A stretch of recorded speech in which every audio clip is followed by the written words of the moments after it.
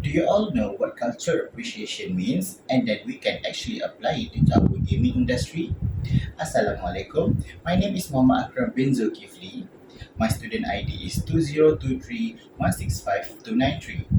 For my today's speech, I'll be talking about culture appreciation in the mobile gaming industry.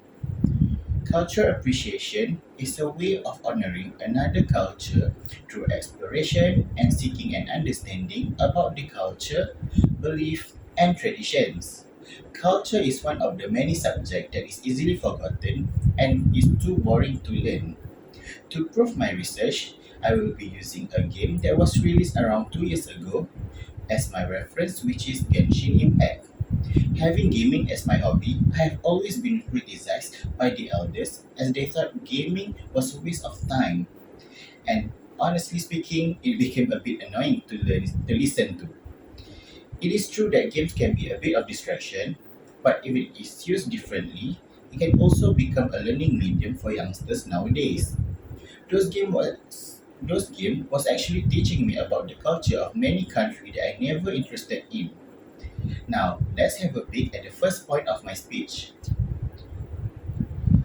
The character design in the game is one of the example of the implementation of cultural element. I'll be using three characters from the game to show my point to all of you. Now, the first character is Mika, which comes from the kingdom Mondstadt. The design of Mika can be seen to use the element of Western clothing, such as shorts, leather jacket.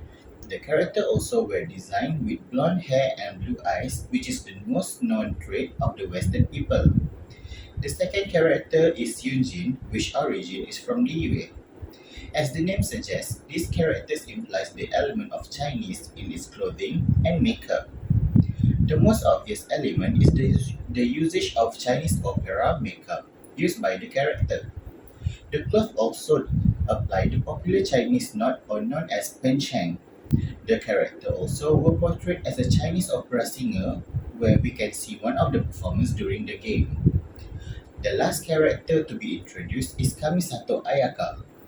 This character is from the kingdom Inazuma, which is heavily inspired by Japan. This character comes from the high-ranked samurai family, which is why her name would display in full as the old tradition of a Japanese samurai. Besides that, her clothing design can be seen to use a lot of samurai elements such as hairpiece shaped like a kabuto, which is helmet and samurai armor along with her skirt. Now we can move on to the second point. The second point of my speech will be the game design itself. The game design has a lot of cultural element implemented. The first example is Mondstadt, which is the first kingdom introduced to us in the game. In German, Mondstadt means Moon City.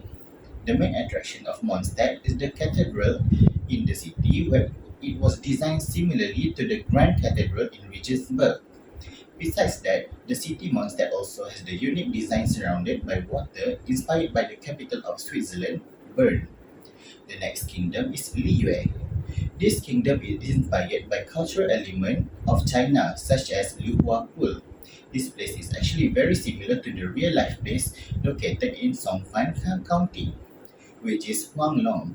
The pool is famous attraction due to its jade-colored water. Besides that, the giant sandstone peaks also inspired by Zhangjiajie National Forest Park where it covers the valley floor to the sky. The lantern ride also was inserted in the game where the players can enjoy the ride till the end. The last nation I would like to show you guys is Inazuma. As mentioned previously, Inazuma is a kingdom heavily inspired by Japan. One of the most obvious elements is the sakura tree, which is the main attraction there. In the game, cherry blossom can be seen in most of the landscape. Besides that, shrine in the game were designed with the element that resembles the real-life shrine, as such the Torii Gate.